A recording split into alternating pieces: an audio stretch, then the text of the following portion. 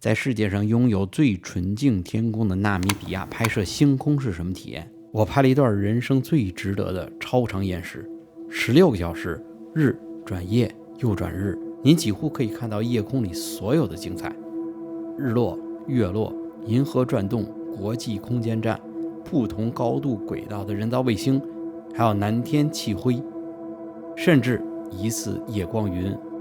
准备好一起见证纳米比亚内陆星辰在夜空下苏醒那个光和时间的奇迹吗？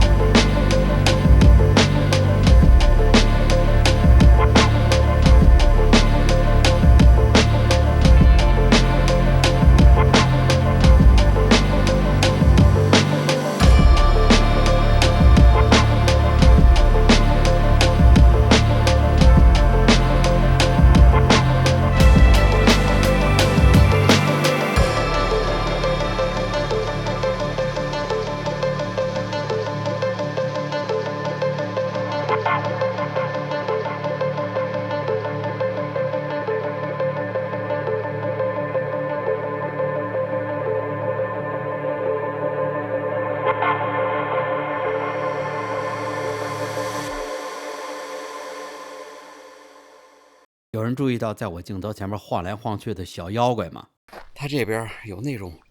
大蛐蛐，非洲大蟋蟀，长得特别的恶心。说是叫非洲大蟋蟀，但是第一眼看起来就像个蝈蝈，它在地上爬。你看，这个环境下边，他们为了活下去，还有什么办法吗？对啊，能吃到身边一切能吃的东西。您听听，这是什么动物发出的声音？提示一下啊，这频率是不是很耳熟？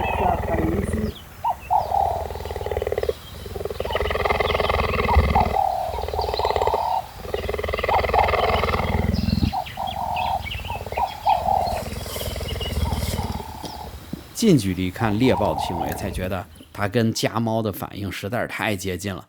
整个就是一个大号的野生狸花猫。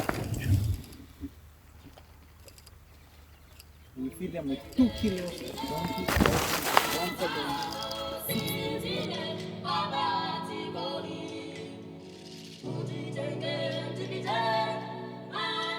纳米比亚和肯尼亚有什么区别？同样是在非洲，野生动物生活在肯尼亚，那环境舒适绝对是假非洲的模式，而纳米比亚的环境更恶劣，是地狱副本，感觉来到了真非洲。往年作为唯一的一个喝水的水源的地方，会聚集大量的动物来喝水生存，但是今年因为雨水比往年多得多，所以来池塘边喝水的动物反而减少了。行吧，反正该看的都看到了。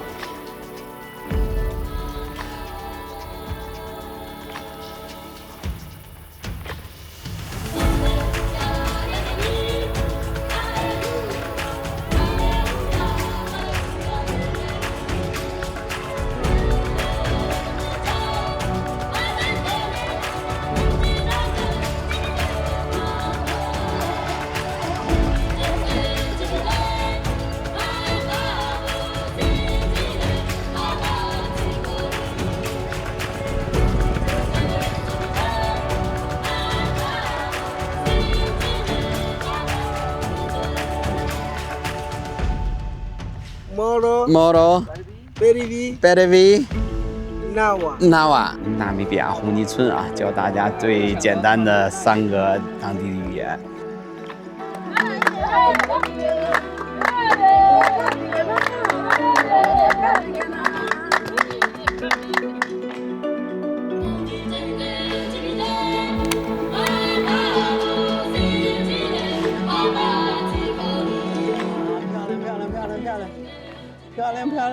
漂亮。纳米比亚这地方经常会出现在世界各地的越野自驱探险的节目或者是期刊杂志里边。这地方处于南回归线的荒漠带附近，国土面积跟中国的东部6省差不多，但是人口只有260万，是世界上人口密度最低的地方之一。开车1小时不见一个人，但这地方绝对是荒野爱好者的终极乐园。大马猫本环球跑东一脚西一脚，眼前这个场景就是让我决定来纳米比亚好好看一眼的原因。沙山入海这种在全球只有少数几个地方能够见到的场景，纳米比亚是最纯粹最壮观的。奔驰在这条几十公里长海洋跟沙漠直接碰撞产生的高速公路上，就一个字儿，爽，特别爽。那个纳米比亚绝对不是说那么苦逼啊，这个节目需要哈，节目效果咱得把这事儿说的，是不是那个与众不同一点嘛？但实际上纳米比亚是非常非常舒服的。你比如像我们住这个酒店，哇塞，看着是帐篷酒店，但是里边真的是属于跟那5星级酒店一样，外边是帐篷，但是外边帐篷就一壳，然后它里边还套着一个特别凉快的帐篷，里边有空调，你可信？然后呢？水特别的舒服，洗澡，就算是你不想说去拍照，哇，你在这个酒店看着这个日落，然后看着整个天空变得紫罗兰色，变成这种金黄色，哇，也是极其舒服的。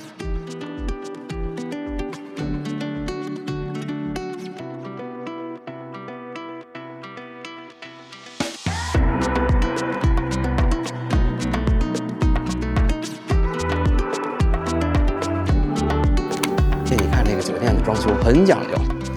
在这个酒店里边，居然门口还有一个喷泉。你知道，在这个寸土寸金、寸水寸金的这个纳米比亚，这个里边有一个露天的喷泉，什么概念嘛？就相当于露天撒钱，哗哗哗流的不是水啊，那都是钢镚儿啊。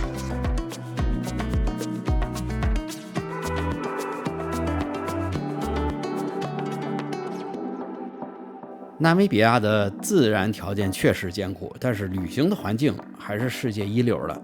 绝对不是说必须吃苦才能成人的地方。它吸引世界各地的越野穿越还有荒野的爱好者。白天您可以泡在酒店里边洗澡吃饭补觉，晚上呢住在星空下露营，这才是最优解。纳米比亚的旅行硬件条件的设施，光看厕所就可见一斑。这就是浦东园区里边一个洗手间，然后虽然不分男女，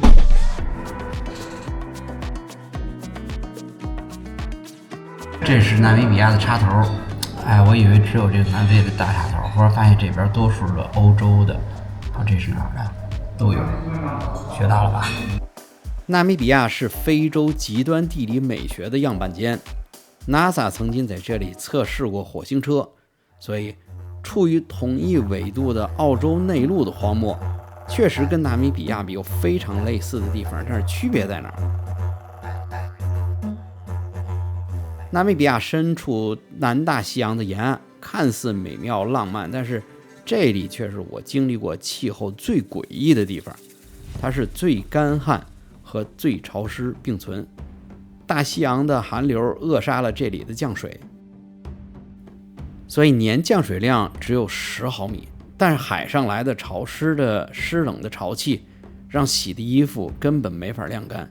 我回放一段真实速率的视频，让您看看来自大西洋的本格拉寒流是如何操控着纳米比亚。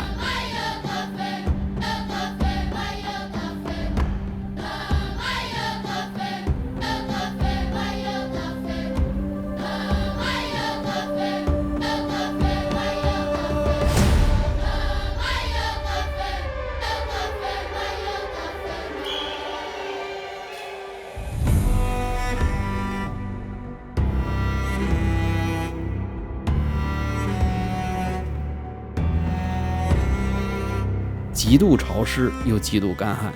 全球最高产的渔场还有全球最贫瘠的陆地结合在一起，一天之内有4季，这个地方在地球上独一无二。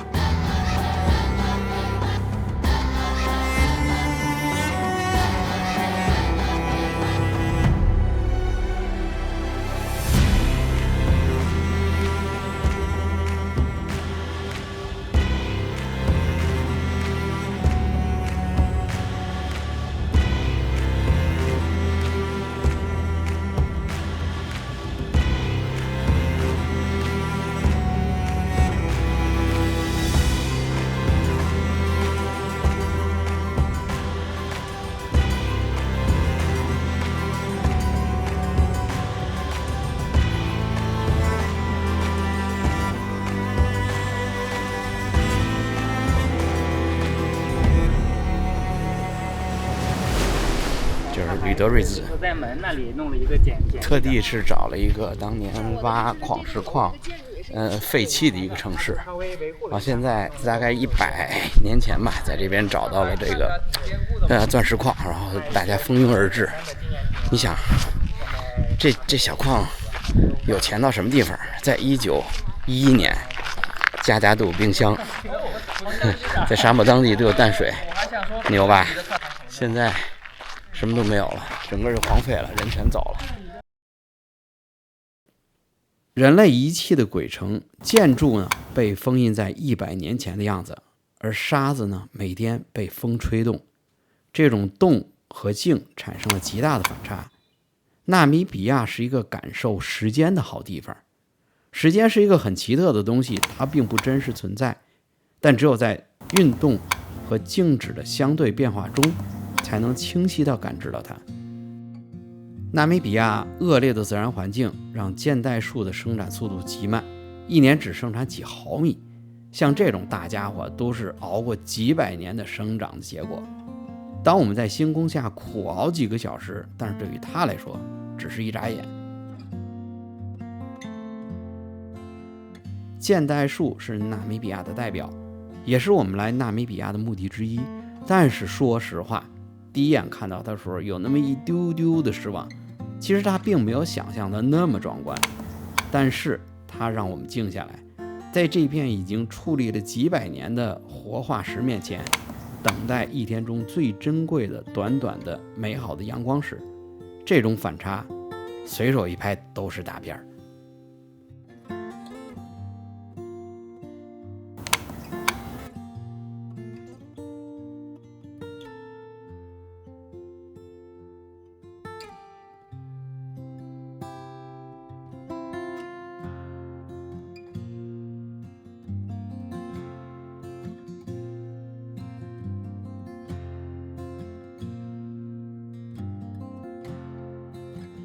我们特别选择了在新月的期间抵达纳米比亚，每天最大的消遣就是仰望银河，漫天的星斗就犹如我从鞋壳里边倒出来的沙子一样，数量数不清，而且永远也倒不完。纳米比亚2周的行程，我总觉得时间是忽快忽慢，有时为了一个镜头可能耗费半小时甚至更长的时间，整个早晨转瞬即逝。我觉得再慢一些更好，但是呢，身处在纳米比亚深处的死亡谷，时间又觉得极慢。这些枯木在这里边至少站立了上千年，也就是咱们唐宋时期它已经戳在这儿了。我们每天就是在时间的快和慢这种感知的穿越，特别奇妙。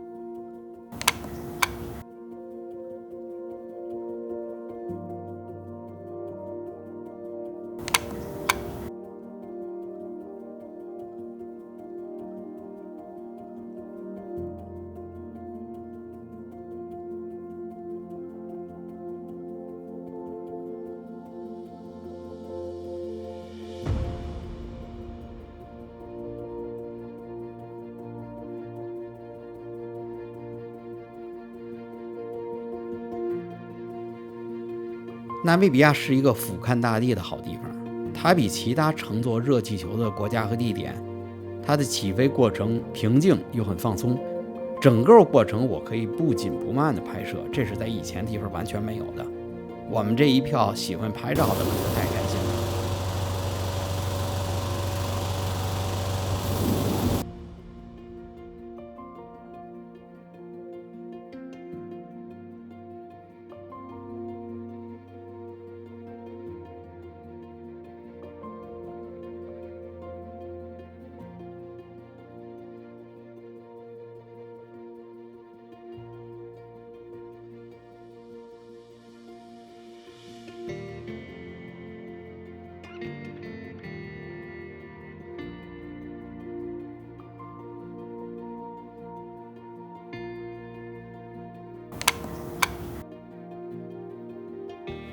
热气球飞行在纳米布沙漠的边缘，可以清晰地看到这中间曾经是河流冲刷出来的谷地。有证据说明这里是8000万年前就形成，而且是水草丰茂，生活着大量的恐龙。在这气球上面是时间，还有叠加着空间。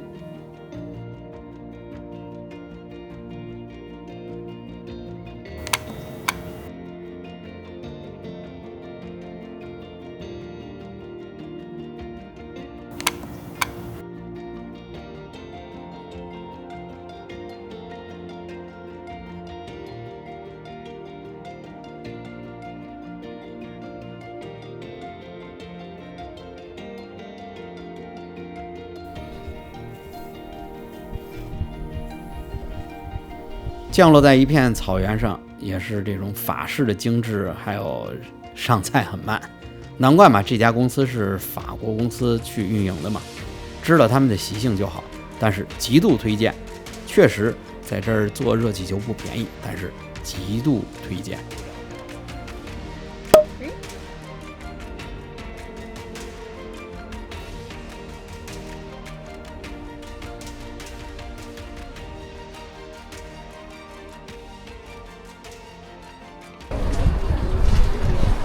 纳米比亚这边停车吃饭，有一种武侠小说的感觉，叫什么新龙门客栈，对，就是在荒漠当间儿，然后有这么一家小店，又吃饭又住店，然后又提供给养，然后各路英雄各路豪杰汇聚于此。然后这个小店里边呢，一般都会提供一个自己特殊的食物，只不过唯一的区别就是以前是各路大侠都是骑的是马，然后现在的各位全是越野车，有自己开过来的，有当地租的，然后把自己的爱车拴在树下，然后人就到小酒馆里边休息，可过瘾了。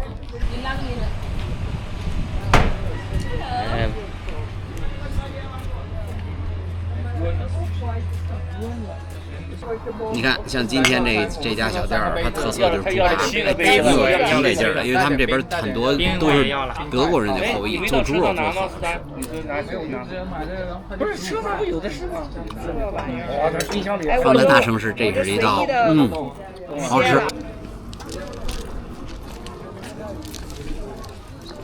看看我在纳米比亚买的吃的3个碗面，然后再加上差不多1公斤的香蕉，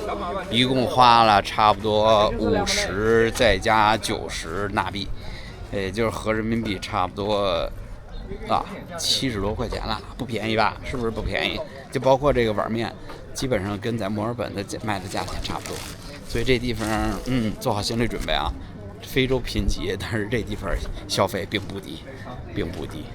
不过建议你就买这个下飞机这个当地的卡，路上呢很多地方这些城镇呢还是有信号的，比如像我这个300纳币嘛，也就是大概15美金的样子，大概25个 G， 然后可以管30天，还挺划算的。采风纳米比亚超级摄影团2周的时间，对于这么大一块空阔的地方跑下来，其实节奏还是挺快的，感谢团员们全情投入，但是有些场景确实不由自主就会响起一段 BGM。